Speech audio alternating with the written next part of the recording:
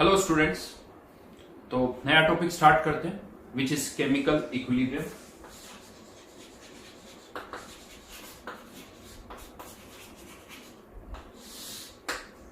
अब आप कह सकते हो कि हम कुछ मेन स्ट्रीम टॉपिक्स में आ रहे हैं। अभी तक जो टॉपिक्स हमने डिस्कस किए, mole concept, concentration time, ideal gas, real gas, atomic structure, ये आप कह सकते हो जनरल टॉपिक्स थे जो कॉन्सेप्ट है ऑर्गेनिक में भी यूज होते हैं, इनऑर्गेनिक में भी यूज होते हैं। बट अब हम प्रिसाइजली टुवर्ड्स फिजिकल केमिस्ट्री बात करें, और जैसा मैंने आपको इनिशियली भी बताया था, जब हम केमिस्ट्री की बात करते हैं तो जो फिजिकल केमिस्ट्री है वो उसका एक मैथमेटिकल पार्ट है। तो मैथमेटिकल पार्ट में ये आता है सबसे पहले कि क्या वो केमिकल रिएक्शन होगी या नहीं होगी, ये हम मैथमेटिकली बताते हैं with the help of thermodynamics. यानी थर्मोडायनेमिक्स हमें बताता है ये रिएक्शन होगी या नहीं होगी। काइनेटिक्स ये बताता है कि होगी तो उसकी स्पीड क्या होगी, 10 मिनट्स में कितने रिएक्टेंट प्रोडक्ट में कन्वर्ट होंगे, 20 में कितने होंगे, 30 में कितने होंगे। और केमिकल इक्विलिब्रियम ये बताता है कि कोई रिएक्शन जो है हमें पता है कि 100% कंप्लीट नहीं होती है। सभी रिएक्शंस 100% कंप्लीट नहीं होती, कोई 10% भी होती, कोई 30%, कोई 50%, कोई 80%। तो कोई रिएक्शन कितनी कंप्लीट होगी, उसका एक्सटेंट कितना होगा, 10%, 30%, 70%, वो हम इस चैप्टर में डिस्कस करेंगे। राइट, तो लिखें यहां पर this chapter mainly deals with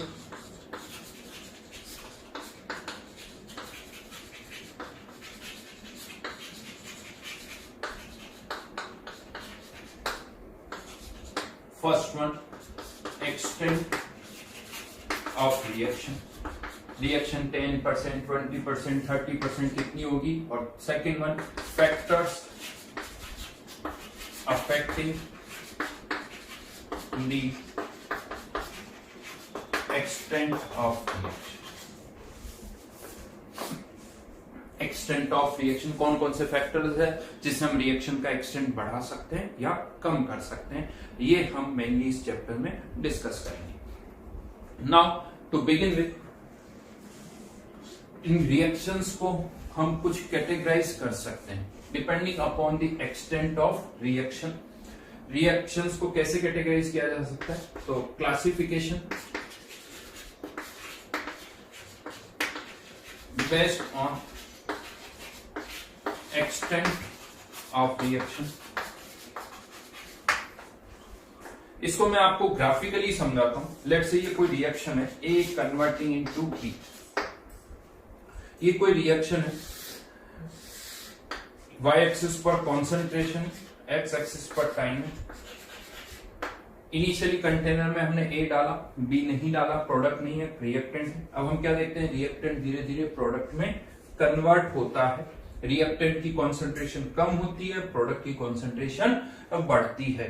तो जो कर्व है रिएक्शन टू रिएक्शन वेरी करेगा, हाँ, बट इस तरह से एक कर्व हमें ऑब्टेन होता है जहां पर हम क्या देख रहे हैं, ऑब्जर्वेशन क्या कह रहा है कि ये ए की कॉन्सेंट्रेशन है कम हो रही है, बी की कॉन्सेंट्रेशन है बढ़ रही है।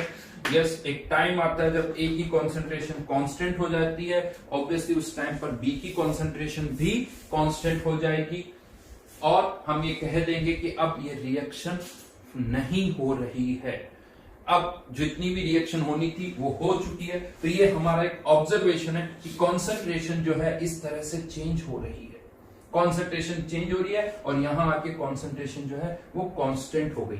अब यहां पर अलग अलग रिएक्शंस के लिए जो कर्व्स हम ऑब्टेन करते हैं वो भी अलग अलग तरह के होते हैं। जैसे यहां पर हम देख रहे हैं कि जब कॉन्सेंट्रेशन कांस्टेंट हो गई तो ए की कॉन्सेंट्रेशन ये है, बी की है, यानी ए की कॉन्सेंट्रेशन बी से ज्यादा है। कोई जरूरी नहीं, ऐसा भी हो सकता है कि जब कॉन्सेंट्रेशन कांस्टेंट हो तो बी की कॉन्सेंट्रेशन ए से ज्यादा हो जाए, ये भी पॉसिबिलिटी है। कंसंट्रेशन वर्सेस टाइम, ये भी हो सकता है। इवन यहां पर ऐसा भी हो सकता है कि जब कंसंट्रेशन कांस्टेंट हो तब तक ए ऑलमोस्ट प्रोडक्ट में कन्वर्ट हो, यानी ए की कंसंट्रेशन बहुत कम रह जाए और फिर वो कांस्टेंट हो जाए। अगर ए की कंसंट्रेशन बहुत कम होगी तो कह सकते हो बी की कंसंट्रेशन अच्छी खासी बढ़ जाएगी, बी की कंसंट्रेशन अच्छी खासी बढ़ जाएगी, ये हम कह सकते हैं that is concentration of B. Even ऐसा भी हो सकता है कि जब हम कर्व प्लॉट करें, इनिशियली आपने कंटेनर में ए डाला, हम देखते हैं कि ए की बहुत ही कम अमाउंट प्रोडक्ट में कन्वर्ट हो रही है। समटाइम्स वो इतनी कम हो सकती है कि आपको लगे कि सर ये तो रिएक्शन ही नहीं हो रही। हो सकता है कि आपको लगे रिएक्शन ही नहीं हो रही, क्योंकि इतनी कम अमाउंट रिएक्टेंट की प्रोडक्ट में कन्वर्ट हो रही है, तो हमें ऐसा लगता है कि रिएक्शन हो ही नहीं रही है। ठीक है, इस तरह से भी कुछ हो सकता हो। बी की कंसंट्रेशन, इनफैक्ट यहां पर कह सकते हो, मैंने दिखाने के लिए इसको थोड़ा ऊपर किया है, ये हो सकता है बी की कंसंट्रेशन और कम हो, यानी ऑलमोस्ट जीरो। ए की कंसंट्रेशन ऐसा लगेगा कि कुछ चेंज हुआ ही नहीं है, हम ये कह सकते हैं मतलब रिएक्शन कुछ हुई नहीं। जबकि यहां पर ऐसा लग रहा है कि रिएक्शन में क्या हो रहा है, रिएक्शन कंप्लीट हो गई पूरी, ए पूरा का पूरा बी में कन्वर्ट हो गया, क्योंकि फाइनली कंटेनर में ए की अमाउंट बहुत कम है। इस तरह के कर्व्स हमें ऑब्टेन होते हैं, डिफरेंट टाइप ऑफ कर्व्स यहां ऑब्टेन होते हैं। अब यहां पर एक टर्म हम यूज कर रहे हैं, एक्सटेंट ऑफ रिएक्शन, या जिसे आप फ्रैक्शन में बात करो तो डिग्री ऑफ डिसोसिएशन भी बोल सकते हैं। अगर डिसोसिएशन की रिएक्शन हो तो डिग्री ऑफ डिसोसिएशन, ये वर्ड जिसको आप जनरली अल्फा से रिप्रेजेंट करते हैं, कह सकते हैं यहां पर अल्फा जो है वो ऑलमोस्ट जीरो है, यहां पर अल्फा जो है वो ऑलमोस्ट 1। हाँ, यहां पर जो अल्फा है वो कह सकते हो 0 से 1 के बीच में है, यहां पर भी जो अल्फा है वो 0 से 1 के बीच में।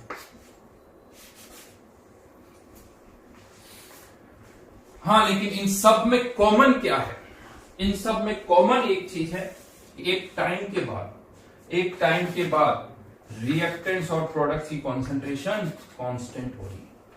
वो टाइम किसी में 1 सेकेंड हो सकता है, किसी में 1 आवर हो सकता है, किसी में 10 आवर्स हो सकता है, किसी में 10 ईयर्स भी हो सकता है, बट एक टाइम के बाद वो कॉन्सेंट्रेशन कांस्टेंट हो जाती है, मतलब उसके बाद कोई चेंज नहीं हो रहा है, कॉन्सेंट्रेशन बिकम्स कांस्टेंट। और जब कॉन्सेंट्रेशन कांस्टेंट हो जाती है तो इसे हम बोलते हैं state of equilibrium.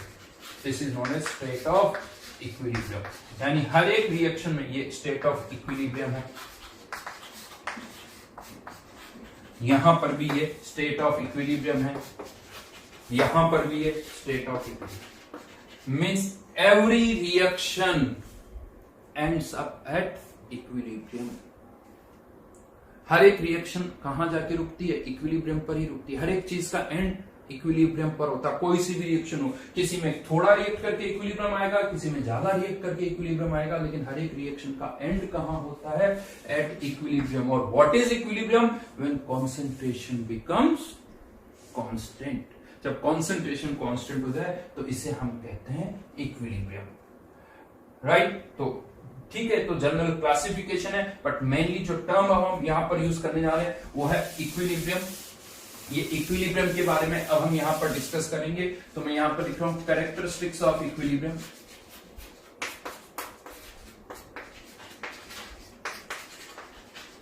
Characteristics of equilibrium, first one, what is equilibrium, when concentration of reactants and products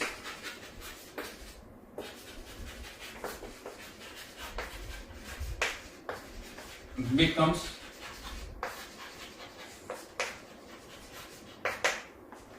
constant। जब कॉन्सेंट्रेशन रिएक्टेंट्स और प्रोडक्ट की कॉन्सेंट्रेशन कांस्टेंट हो जाए उसे हम कहते हैं इक्विलिब्रियम, ठीक है। लेकिन यहां से ऐसा लग रहा है, इन सब रिजल्ट से ऐसा लग रहा है कि हाँ, एक बार कॉन्सेंट्रेशन कांस्टेंट हो गई, अब कोई चेंज नहीं हो रहा है, ना तो ए बी में कन्वर्ट हो रहा है, ना बी ए में कन्वर्ट हो रहा है। लेकिन मैं आपको बता दूं ऐसा नहीं है। ये जो इक्विलिब्रियम यहां पर आया है, हम इसे कहते हैं एक dynamic equilibrium. It is a dynamic equilibrium. मतलब क्या हुआ इसका, डायनेमिक इक्विलिब्रियम, चलिए समझते हैं डायनेमिक इक्विलिब्रियम का क्या मतलब है।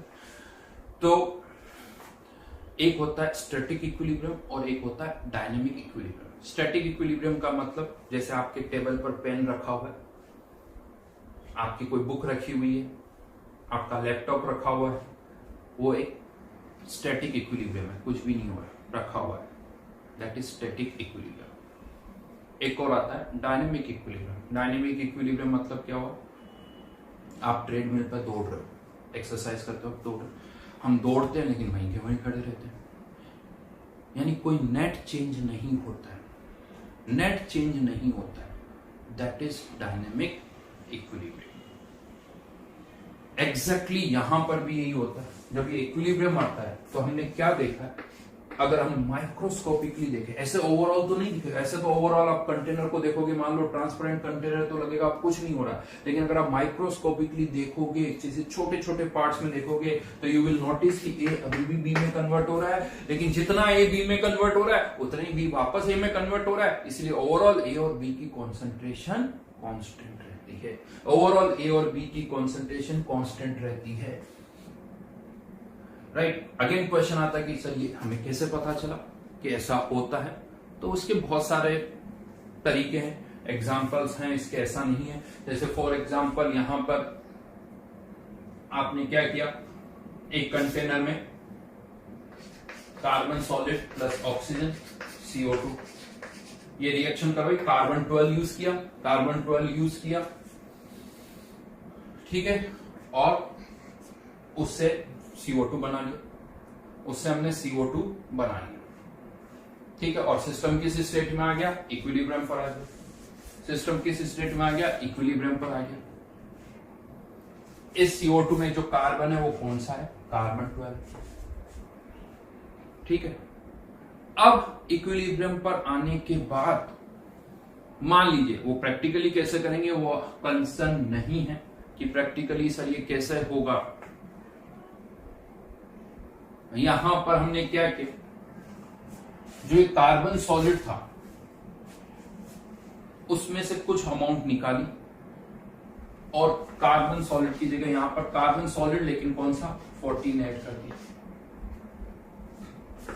14 ऐड कर दिया। अब आपको पता है ये तो ऑलरेडी इक्विलिब्रियम पर था, रिएक्शन हो चुकी थी, कुछ इसकी अमाउंट कम की, इसकी जगह ये डाल दी। लेकिन थोड़ी देर के बाद हम क्या देखते हैं, अगर थोड़ी देर के बाद कंटेनर में से जो CO2 बना हुआ उसको निकालोगे तो कुछ CO2 मॉलिक्यूल में कार्बन 12 होगा और कुछ CO2 मॉलिक्यूल में कार्बन 14 होता है। टोटल CO2 के अमाउंट वही है, वो चेंज नहीं हुई है। टोटल CO2 के मोल्स जितने पहले थे उतने अभी भी हैं, लेकिन उनमें से कुछ कार्बन 12 है, कुछ कार्बन 14 है। इसका मतलब कुछ CO2 मॉलिक्यूल इसमें आ गए और यहां से कार्बन 14 से वापस किसमें चले गए। This is known as dynamic equilibrium. ये मैं बता रहा हूं कैसे पता चला है, उसका एक तरीका मैंने आपको बताया कि हमें कैसे कंफर्म हुआ कि ये डायनेमिक इक्विलिब्रियम है। तो अगर ये डायनेमिक नहीं होता तो CO2 केवल कार्बन 12 वाला ही होना चाहिए, CO2 केवल कार्बन 12 वाला ही होना चाहिए। लेकिन हम देखते हैं कि CO2 जो कार्बन 14 डालने के बाद हम क्या देखते हैं, एक तो CO2 जिसमें कार्बन 12 है उसके मोल्स कम हो गए, और जितने मोल्स CO2 कार्बन 12 के कम हुए उतने ही कार्बन 14 CO2 वाले बढ़ गए।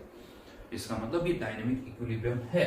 जस्ट ये कंफर्म, यानी एक एग्जांपल दिया मैंने, तो ये डायनेमिक इक्विलिब्रियम होता है। और यस, आप ये कह सकते हो कि एट इक्विलिब्रियम रिएक्टेंट प्रोडक्ट में कन्वर्ट होते हैं, प्रोडक्ट भी रिएक्टेंट। यहां पर भी ऐसा हो रहा है, यहां पर भी ऐसा हो रहा है, यहां पर भी हो रहा है, यहां पर भी हो रहा है।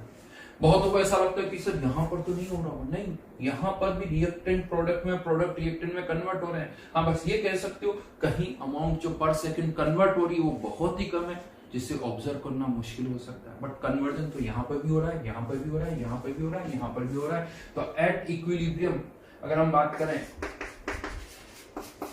तो rate of forward reaction equals to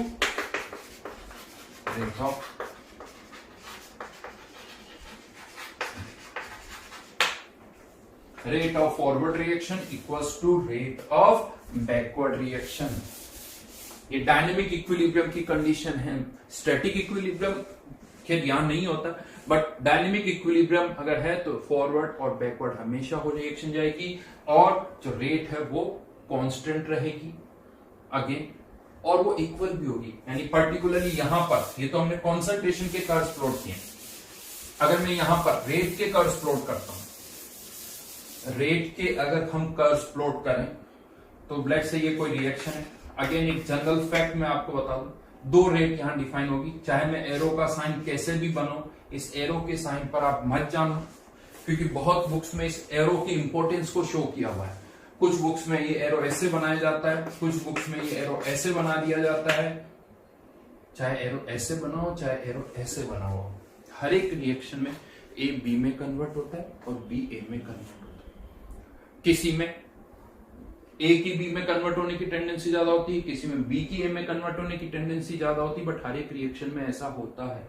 कोई जरूरी नहीं है कि हम ऐसे, आप चाहो तो एरो ऐसे भी बना दो, आप चाहो तो हैशटैग लगा दो, आजकल फैशन में सीधा सीधा ये रिएक्टेंट है, ये प्रोडक्ट है, बस बात खत्म। अब आप बीच में कौन से साइन लगा रहे हो उससे कोई मतलब नहीं है, ध्यान रखना। तो इस चैप्टर में इस साइन की कोई इंपॉर्टेंस नहीं है। हर एक रिएक्शन इक्विलिब्रियम पर आती है, हर एक रिएक्शन में रिएक्टेंट प्रोडक्ट में, प्रोडक्ट रिएक्टेंट में कन्वर्ट होता है, किसी में टेंडेंसी कम किसी में ज्यादा हो सकती है। अब अगर हम यहां पर कर्व प्लॉट करें तो जो किसी भी रिएक्शन की जो रेट होती है, अगर मैं फॉरवर्ड रेट की बात करूंगा, फॉरवर्ड रेट तो वो ए की कॉन्सेंट्रेशन पर डिपेंड करती है, और बैकवर्ड रेट जो है वो बी की कॉन्सेंट्रेशन पर डिपेंड करती है।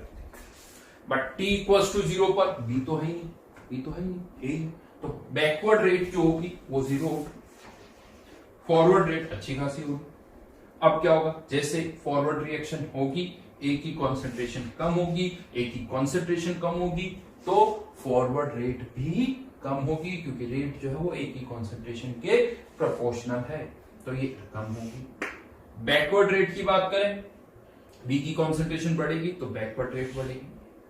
अभी भी फॉरवर्ड रेट बैकवर्ड रेट से ज्यादा है, इसका मतलब नेट ए किस में कन्वर्ट हो रहा है, बी में कन्वर्ट हो रहा है। अगर फॉरवर्ड रेट बैकवर्ड रेट से ज्यादा है तो नेट ए बी में कन्वर्ट होगा, और नेट ए अगर बी में कन्वर्ट होगा तो ए की कॉन्सेंट्रेशन और कम होगी तो फॉरवर्ड रेट और कम होगी, बैकवर्ड रेट और बढ़ेगी, और एक टाइम आएगा जब फॉरवर्ड रेट किसके बराबर हो जाएगी, बैकवर्ड रेट।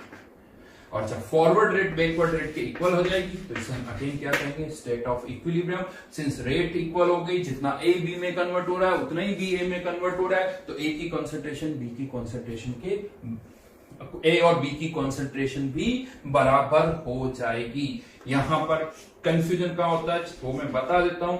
यहां पर हम कह रहे हैं कि at equilibrium forward rate equals to backward rate. Rate constant भी हो गई और इक्वल भी होगी, जबकि कॉन्सेंट्रेशन जो है केवल कांस्टेंट होती है, वो इक्वल हो इसकी कोई गारंटी नहीं है। इक्वल हो सकती है बट गारंटी नहीं है, बट लेकिन यहां पर कांस्टेंट भी होगी। Rates at equilibrium becomes constant and becomes equal, तो ये यहां पर लिख देना, ये तो साफ साफ वैसे दिख ही रहा है, at equilibrium rates becomes constant.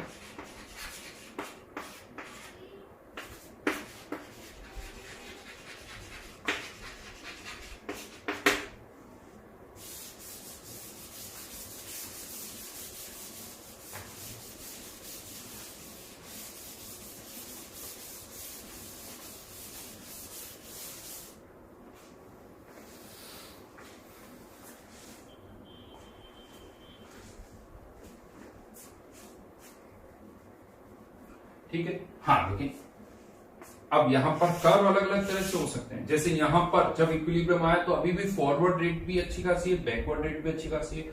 ऐसा भी हो सकता है कि बैकवर्ड रेट हमेशा ही बहुत कम है, धीरे धीरे फॉरवर्ड रेट कम होती जाएगी, और एक टाइम आएगा जब again forward rate backward rate के बराबर हो जाएगी। लेकिन इस पॉइंट पर कह सकते हो कि फॉरवर्ड रेट भी बहुत कम है और बैकवर्ड रेट भी बहुत कम है, यानी इक्विलिब्रियम तो आया, यहां पर इक्विलिब्रियम पर फॉरवर्ड और बैकवर्ड रेट दोनों कम है, यहां पर फॉरवर्ड और बैकवर्ड रेट दोनों ही जाता है। तो इस तरह से वो कांस्टेंट वैल्यू बहुत कम भी हो सकती है, बहुत ज्यादा भी हो सकती है, वो वेरी करेगा, बहुत कम भी हो सकती है, बहुत ज्यादा भी हो सकती है। बट हाँ, एट इक्विलिब्रियम रेट्स जो होगी वो कांस्टेंट होगी, forward rate becomes equals to backward rate and rates becomes constant, वो रेट्स जो है वो कांस्टेंट हो जाएगी। फर्दर यहां पर नेक्स्ट एक दो पॉइंट्स और आते हैं। ये जो इक्विलिब्रियम है ये हमेशा एक क्लोज्ड कंटेनर में ही अचीव होता है। Equilibrium can be achieved in a closed container.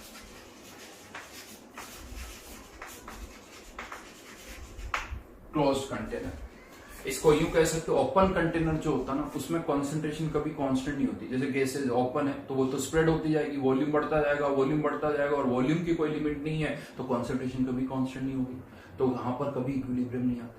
हाँ बट ऐसा लगता है सर इसके हिसाब से तो आप जो कह रहे हो गैसेज अगर है तो इक्विलिब्रियम कभी नहीं आएगा, बट मान लो सॉलिड और लिक्विड हुआ तो फिर इक्विलिब्रियम आ जाएगा।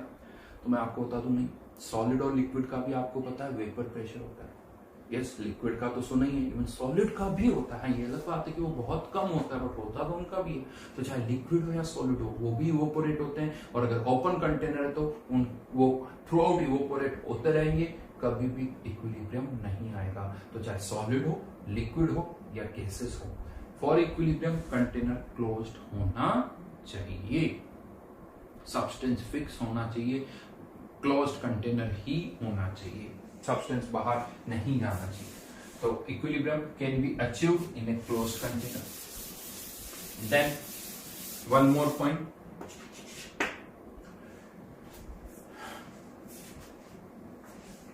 ये जो इक्विलिब्रियम है ये हमने देखा हुआ कि अगर एक कंटेनर हमने लिया जिसमें ए का 1 मोल डाला, और एक और कंटेनर लिया जिसमें हमने बी का 1 मोल डाला,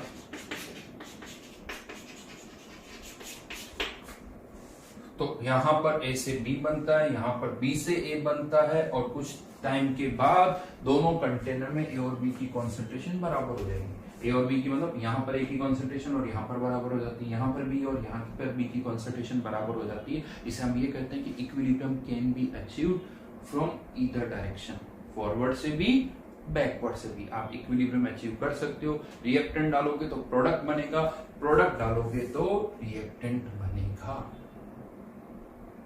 राइट। इस पॉइंट को, ये दो लास्ट के जो पॉइंट्स है, इसको हम और अच्छी तरह से थर्मोडायनेमिक्स में एक्सप्लेन करेंगे।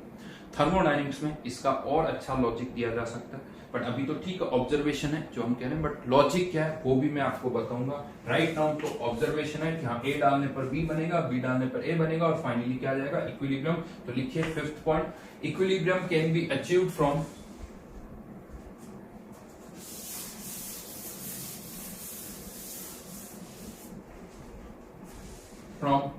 either direction, that is forward or backward, that is forward or backward।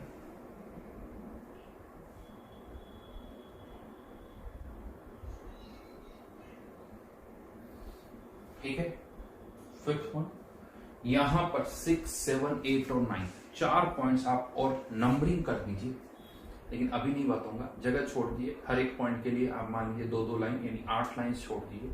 ये पॉइंट्स जो है मैं थर्मोडायनेमिक्स में आपको बताऊंगा कि क्या लिखना है यहाँ पर, यानी जब हम थर्मोडायनेमिक्स पढ़ेंगे तब मैं बताऊंगा कि वो जो खाली जगह छोड़ी थी वहां पर हमें क्या लिखना है, वो मैं आपको बताऊंगा।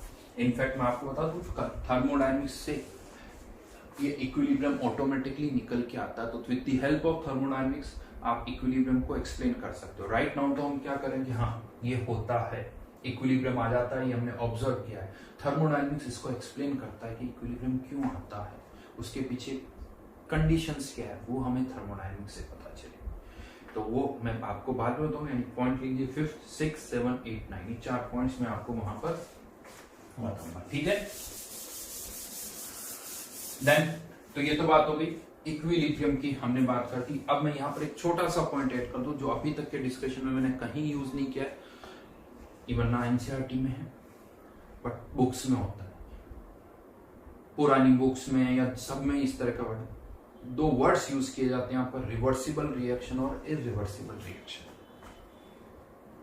गलत वर्ड्स हैं, अवॉइड करो। इवन मैं ज्यादा उनको डिस्कस भी नहीं करना चाहता, क्योंकि मैं चाहता ही नहीं कि ये वर्ड्स आपको पता चले, है ही नहीं, एग्जिस्ट ही नहीं करने चाहिए।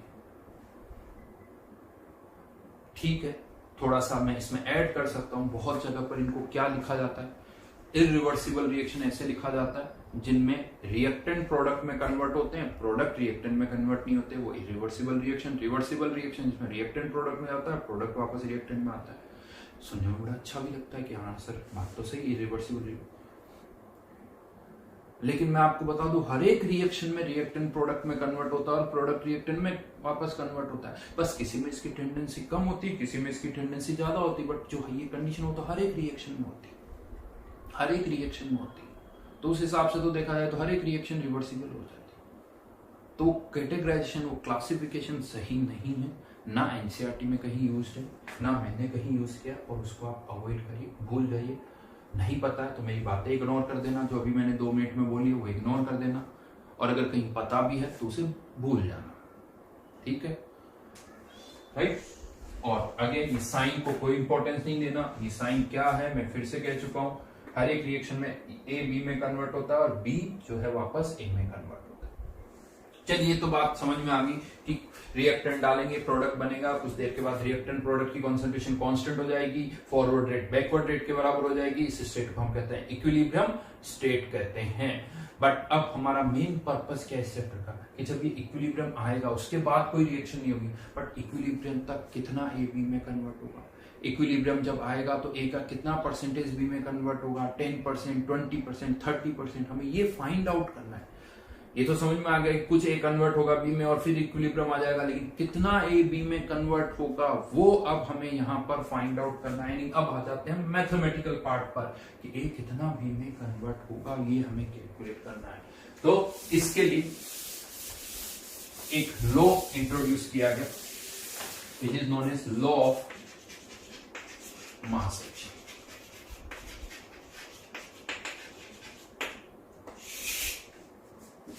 क्या है वो चलिए डिस्कस करते हैं।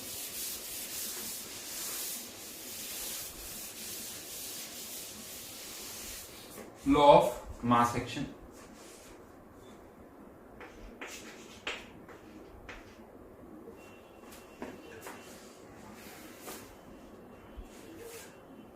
अगेन लो मतलब क्या है, आई थिंक सबको पता है। ये अगेन हमारा एक ऑब्जर्वेशन है, ये हमारा एक ऑब्जर्वेशन है जो हम यहाँ हमने ऑब्जर्व किया वो हम यहाँ लिख रहे हैं। अगेन इसमें क्यों वाली कोई बात नहीं आती, ठीक है, ये हमने ऑब्जर्व किया जिसको हम यहाँ पर यूज कर रहे हैं। तो लिखिए यहाँ पर instantaneous rate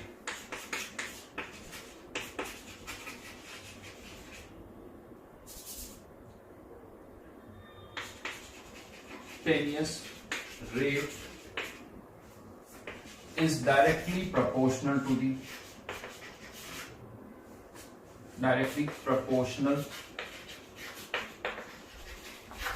the product of active masses of reactants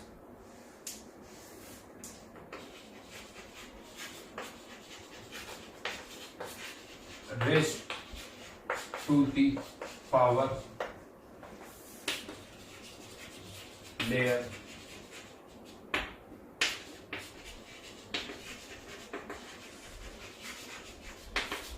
stoichiometric coefficient. Raised to the power their stoichiometric coefficient. आगे बहुत सारी टर्म्स है जो भी मैं आपको समझाऊंगा, लेकिन उससे पहले मैं बता दूं ये जो लॉ ऑफ मास एक्शन है, ऐसा ही एक और लॉ हम केमिकल काइनेटिक्स में भी स्टडी करेंगे। आपको लगेगा कि दोनों ऑलमोस्ट सेम है, विथ माइनर डिफरेंस क्या है वो काइनेटिक्स में पता चलेगा। राइट नाउ यहां पर ये क्या कह रहा है कि कोई केमिकल रिएक्शन की जो रेट है किसी इंस्टेंट पर rate, that is instantaneous rate, is directly proportional to the product of active masses.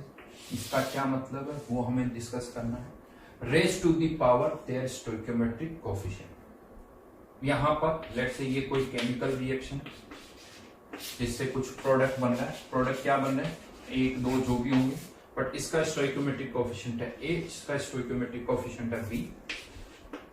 तो ये लॉ ऑफ मास एक्शन क्या कह रहा है कि जो रेट होगी is directly proportional to active mass of A multiplied by active mass of B raised to the power their stoichiometric coefficient.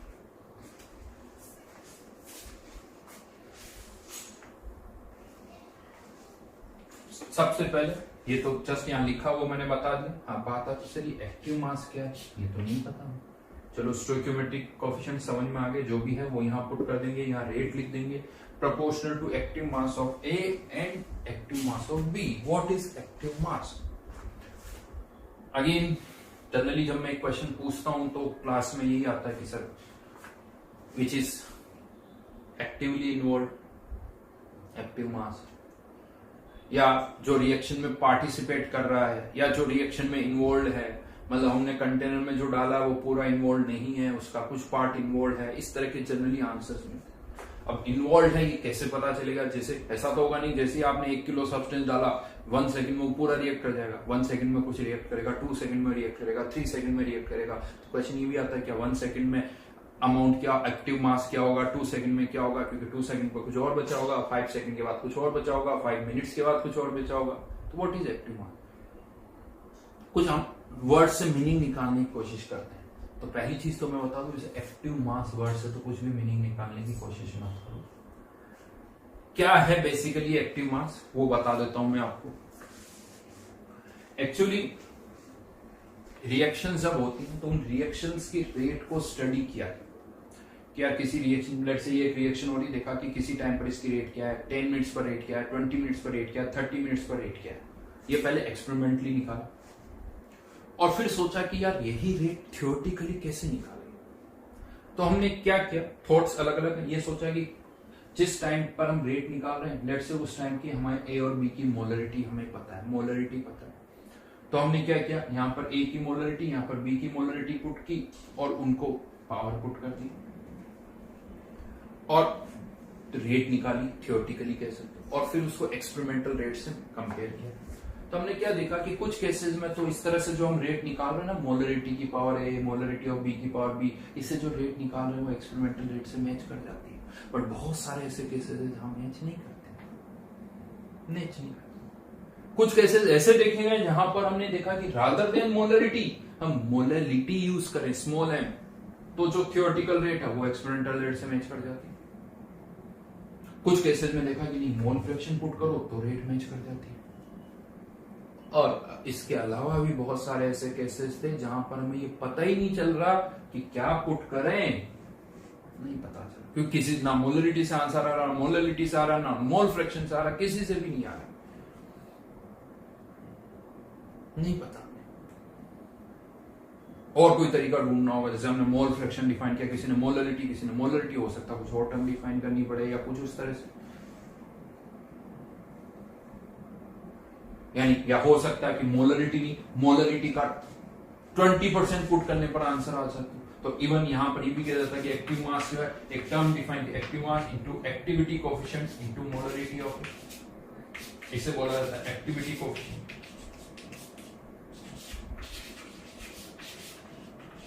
तो चलो मोलरिटी से आंसर नहीं आ रहा, ऐसा कोई फैक्टर पता चल जाए कि यार मोलरिटी का 75% पुट करके 75% कर दो, फिर यहाँ पुट करके आंसर आ जाए, तो ये भी हो सकता है। तो मोलरिटी मल्टीप्लाइड बाय 75%, उसको हमने एक्टिव मास किया। यानी बेसिकली एक्टिव मास कुछ फिक्स है ही नहीं, कुछ फिक्स नहीं, क्या एक्टिव मास नहीं पता। बस यूं कह दो कि एक तरीका है जिसको पुट करके थ्योरेटिकल आंसर एक्सपेरिमेंटल आंसर से मैच कर दे, यानी एक तरह का जुगाड़ है जिससे हमारे थ्योरेटिकल आंसर एक्सपेरिमेंटल आंसर से मैच कर जाए, दैट इज एक्टिव मास। कहीं पर ये मोलरिटी है, कहीं पर मोलरिटी, कहीं पर मोल फ्रैक्शन है, कहीं पर कुछ और हो सकता है। तो इसकी कोई डेफिनेशन नहीं, इसकी कोई डेफिनेशन नहीं है।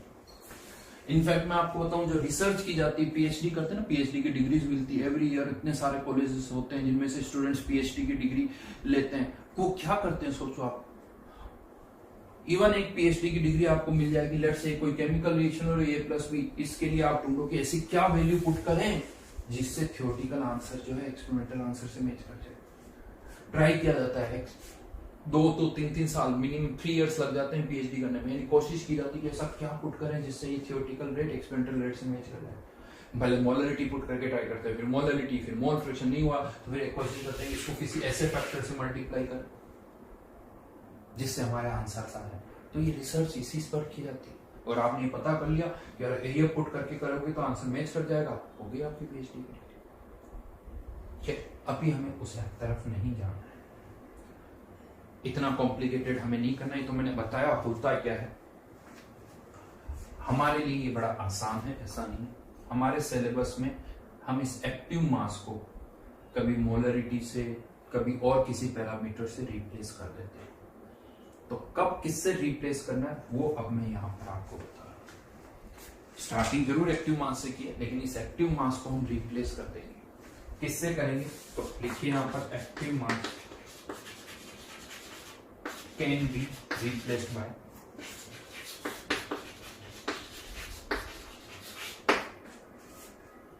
can be replaced by first for gases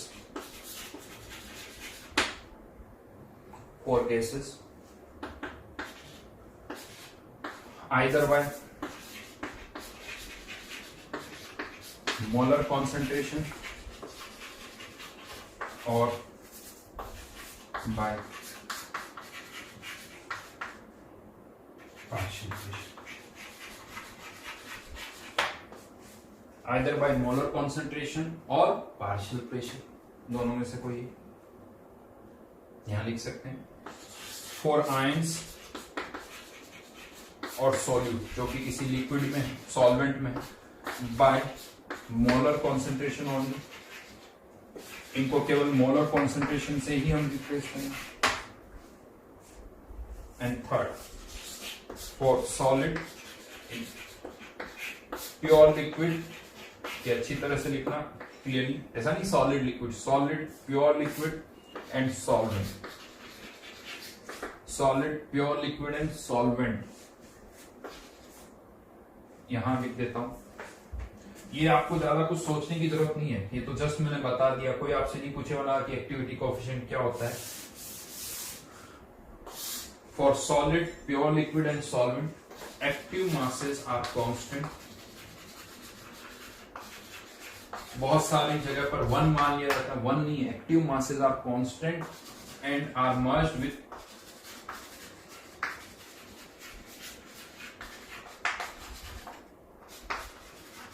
proportionality constant, यानी ये जो प्रोपोर्शनलिटी कांस्टेंट होता है उसके साथ ये मर्ज हो जाते हैं। कैसे होते हैं अभी मैं समझा रहा हूं, बट यस यहां से हमें ये समझ में आ रहा है कि एक्टिव मास एक तरह का वेरिएबल है। एक्स होता है ना, जैसे एक्स की वैल्यू कभी 2 कभी 3 आप लेते हो, उसी तरह से ये भी एक वेरिएबल, कभी इसको आप मोलर कॉन्सेंट्रेशन से, कभी पार्शियल प्रेशर से रिप्लेस कर सकते हो। और सॉलिड प्योर लिक्विड और सॉल्वेंट है तो उनका एक्टिव मास जो है वो कांस्टेंट रहता है। क्या मतलब हुआ इसका वो अब देखते हैं। तो कुछ एग्जांपल्स मैं यहां पर ले रहा हूं।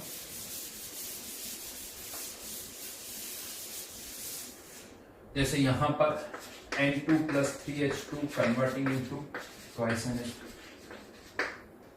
तो रेट जो है, रेट अगर मैं इसके रेट ऑफ फॉरवर्ड रिएक्शन, इसको RF लिख दिया, रेट ऑफ फॉरवर्ड रिएक्शन, तो आपके पास सिंस गैसेस हैं ये सब, तो N2 H2, हाँ H2 की पावर 3, ये एक ऑप्शन है फॉरवर्ड रेट के लिए। लेकिन यही फॉरवर्ड रेट आप पार्शियल प्रेशर की टर्म्स में भी लिख सकते हैं। Partial pressure of N2 into partial pressure of H2 raise to the power stoichiometric option, ये ऑप्शन भी है, ये ऑप्शन भी है। हाँ ऑब्वियसली यहाँ पर रेट्स की यूनिट अलग अलग होगी, इसकी यूनिट अलग होगी, यानी अमाउंट कितनी रिएक्ट करा तो ये moles per litre per hour पर सेकेंड होगी, ये प्रेशर की टर्म्स में होगी, पास्कल पर यूनिट मोल इस तरह से होगी। तो रेट की यूनिट्स और वैल्यूज यहाँ से और यहाँ से अलग आएगी क्योंकि यूनिट्स भी अलग अलग है। एक जगह आप लीटर में बता रहे हो कि इतना लीटर रिएक्ट करेगा, एक जगह आप कह रहे हो कि इतना पास्कल में अमाउंट रिएक्ट करेगी, तो वो आंसर अलग है। बट ये रेट हम यहाँ फॉरवर्ड रेट, हाँ ये अगर आप बैकवर्ड रेट भी लिखना चाहोगे तो backward rate is proportional to ammonia, तो यहाँ पर मैं कंसंट्रेशन यूज करता हूँ, कंसंट्रेशन का पार्शियल प्रेशर भी यूज कर सकते हो, आप पार्शियल प्रेशर भी यूज कर सकते हो, backward reaction partial pressure of ammonia कर सकते हो।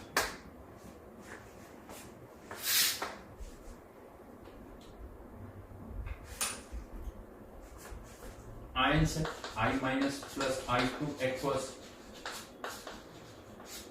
I3 माइनस, सिंस ये आयंस है तो यहां पर फॉरवर्ड रेट केवल मोलर कॉन्सेंट्रेशन I माइनस और पावर इसकी भी 1 इसकी भी 1।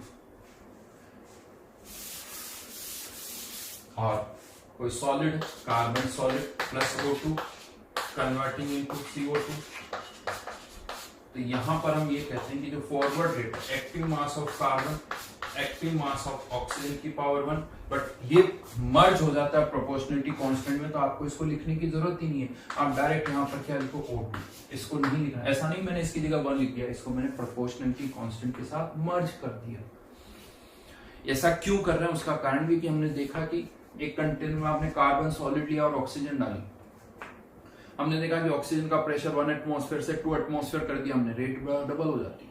1 एटमॉस्फेयर से 2 एटमॉस्फेयर कर दिया, रेट डबल हो जाती। लेकिन कार्बन सॉलिड 1 किलो की जगह 2 किलो डाल दिया, रेट में चेंज ही नहीं होता, वो फिक्स रहती। तो यानी वो रेट जो है कार्बन सॉलिड की अमाउंट पे डिपेंड ही नहीं कर रही है। वो थोड़ा कम हो जाए कोई फर्क नहीं पड़ता, ज्यादा हो जाए कोई फर्क नहीं पड़ता, लेकिन ऑक्सीजन कम या ज्यादा हो रही है उससे इफेक्ट आता है। रेट केवल ऑक्सीजन की अमाउंट पे डिपेंड कर रही है, इस पर नहीं कर रही, यानी ये कांस्टेंट है, इसकी अमाउंट के इंडिपेंडेंट है, तो इसलिए इसको हमने कांस्टेंट बोला। तो यहाँ फॉरवर्ड रेट ये इस तरह से आप लिख सकते हो, अलग से नहीं लिखा, राइट। तो ये तो बात हुई कब एक्टिव मास कौन सा लेना है, वो मैंने आपको बताया। फर्दर मैं यहाँ पर बता दूं, ये जो प्रोपोर्शनलिटी कांस्टेंट है, प्रोपोर्शनलिटी कांस्टेंट अगर फॉरवर्ड रिएक्शन है तो यहाँ पर इसे हम लिखते हैं KF, इसे बोला जाता है रेट कांस्टेंट, इसे बोला जाता है रेट कांस्टेंट। ये फॉरवर्ड रेट कांस्टेंट है, और बैकवर्ड रिएक्शन लिखोगे तो ये backward rate constant, backward rate constant.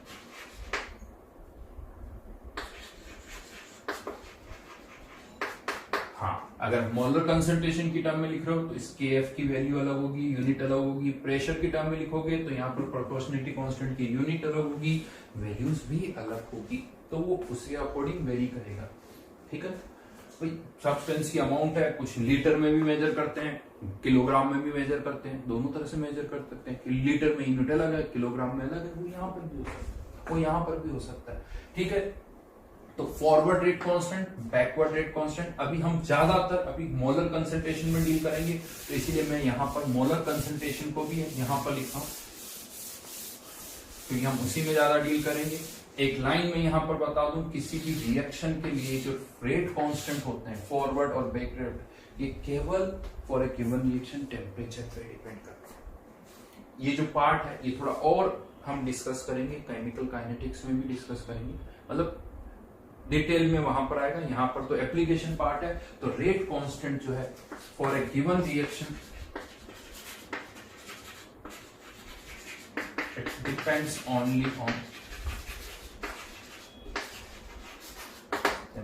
मतलब आप कंटेनर में नाइट्रोजन की हाइड्रोजन की कॉन्सेंट्रेशन बढ़ा दोगे, रेट बढ़ जाएगी, रेट कांस्टेंट चेंज नहीं होगा। रेट कांस्टेंट तभी चेंज होगा जब आप टेम्परेचर चेंज करोगे, अदरवाइज इसमें कोई चेंज नहीं होगा, इनकी वैल्यू वही रहेगी।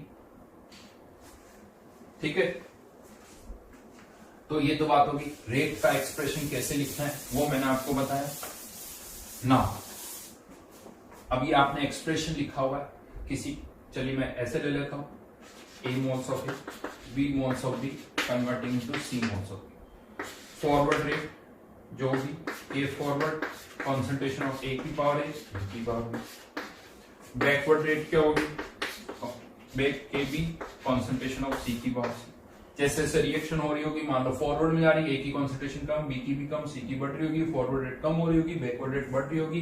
एक टाइम आएगा जब फॉरवर्ड रेट किसके बराबर हो जाएगी, बैकवर्ड के, जिसे हम क्या करते हैं equilibrium. At equilibrium forward rate equals to backward rate, यानी KF into concentration of A की पावर A, B की power B equals to KB into concentration of C की power C।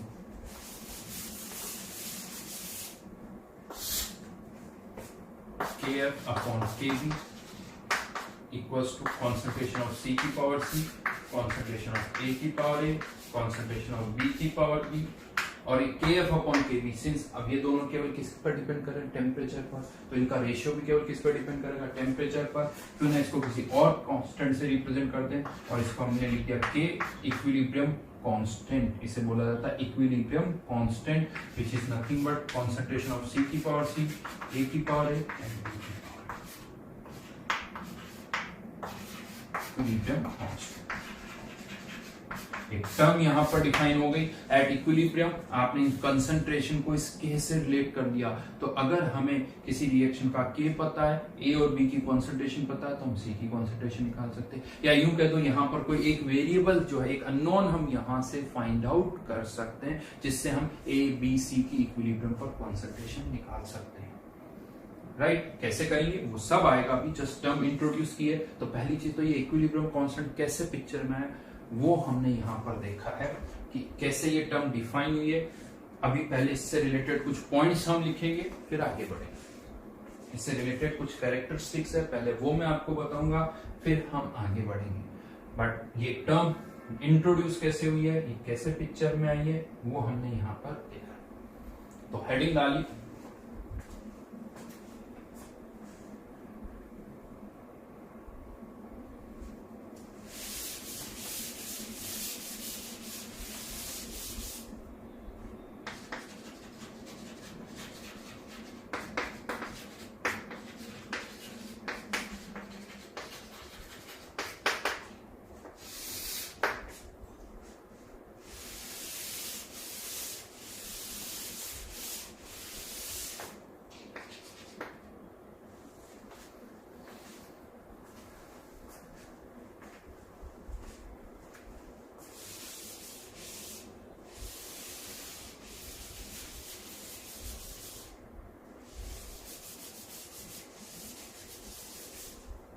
characteristics of equilibrium constant।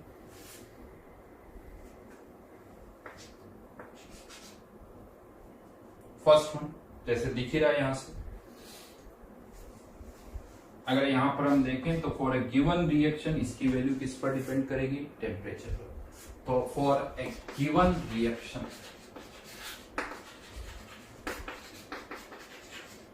it depends only on temperature, it depends only on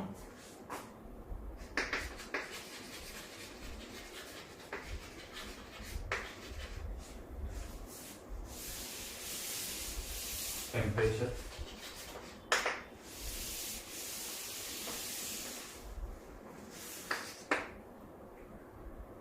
it is independent of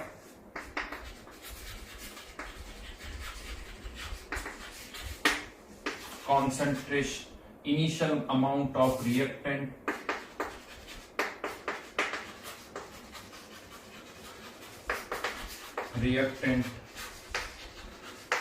volume of container,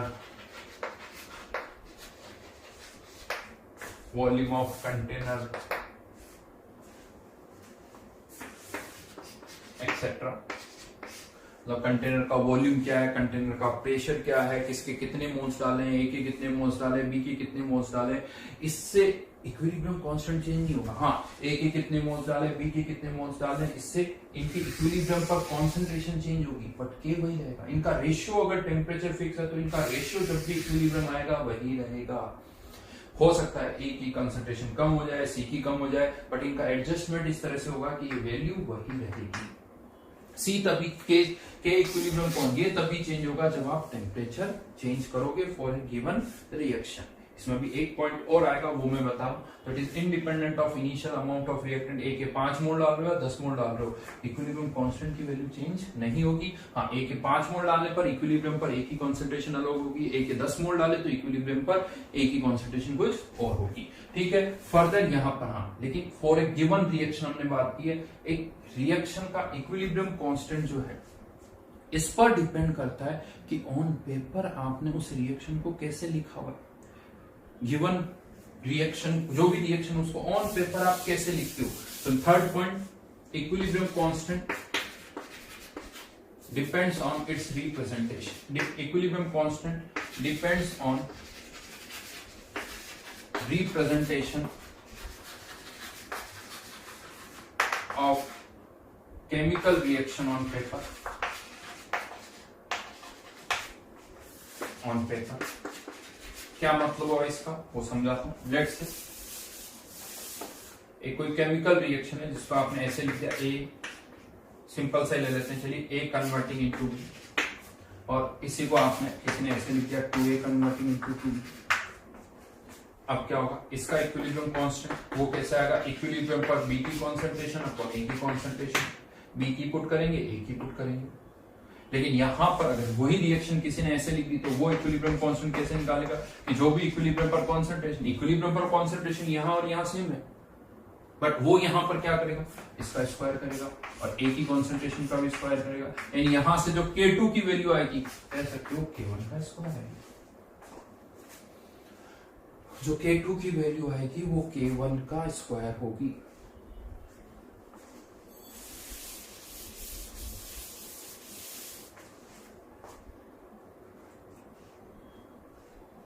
ये मतलब क्या होगा इसका कि किसी reaction को अगर आप किसी फैक्टर से मल्टीप्लाई कर देते हो, किसी रिएक्शन को किसी फैक्टर से मल्टीप्लाई कर देते हो, तो जो रिएक्शन होगी उसका इक्विलिब्रियम कांस्टेंट पहले वाले कांस्टेंट की पावर दैट फैक्टर, 2 से मल्टीप्लाई किया K1 की पावर 2, 3 से किया K1 की पावर 3, हाफ से किया K1 की पावर हाफ। ये लैंग्वेज बनी, इसी तरह से याद रखना, ये कह सकते हो यहाँ एक चेंज तो ये हो रहा है, 3 से मल्टीप्लाई करोगे K3 विल बी K1 की पावर क्यूब, ऐसा है।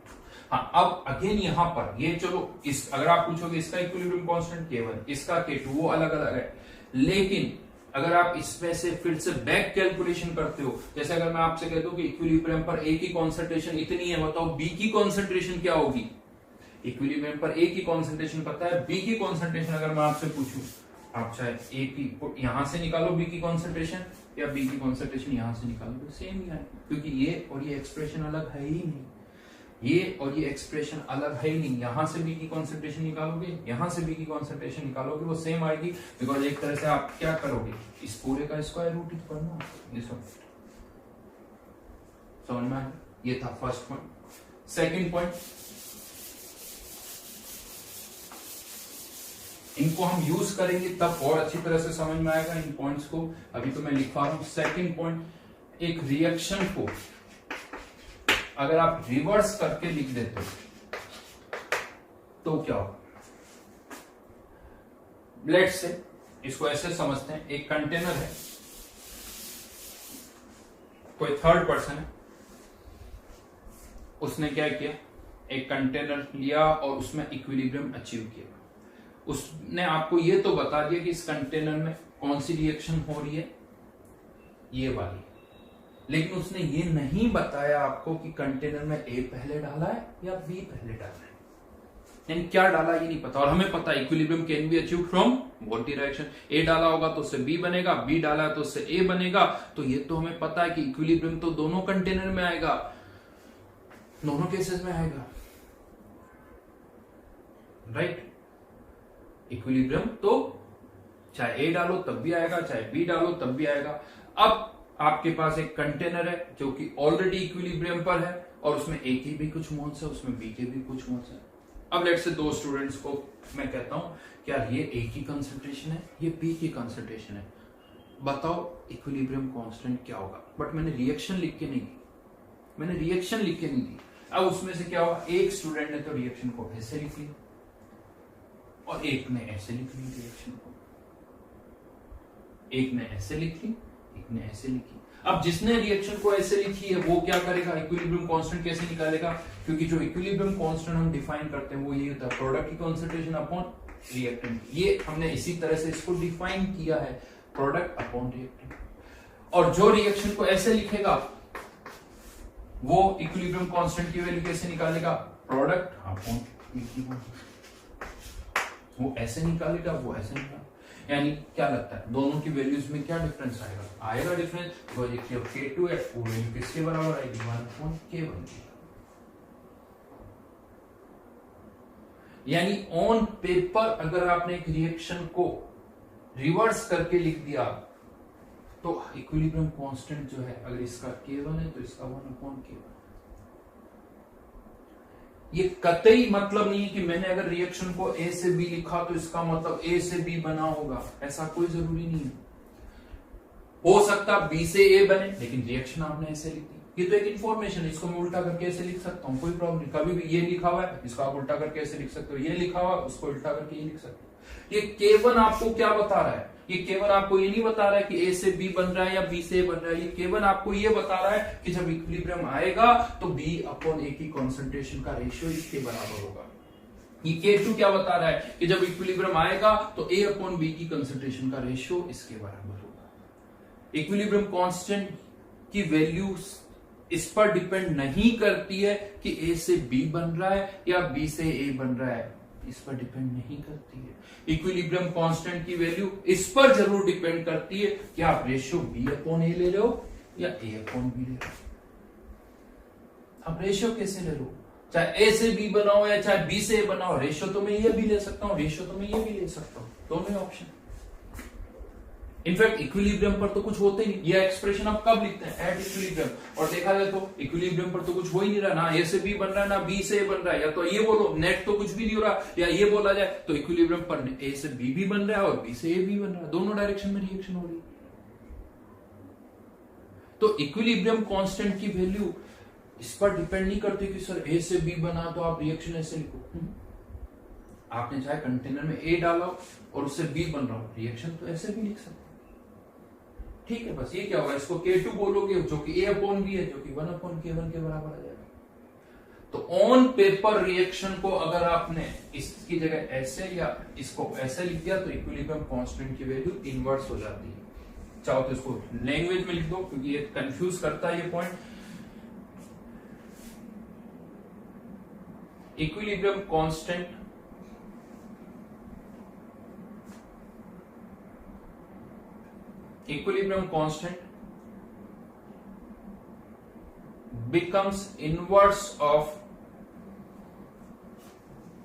becomes inverse of original constant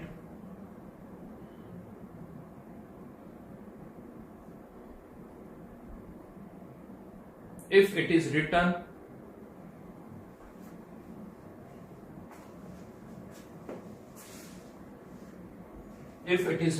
in reverse way।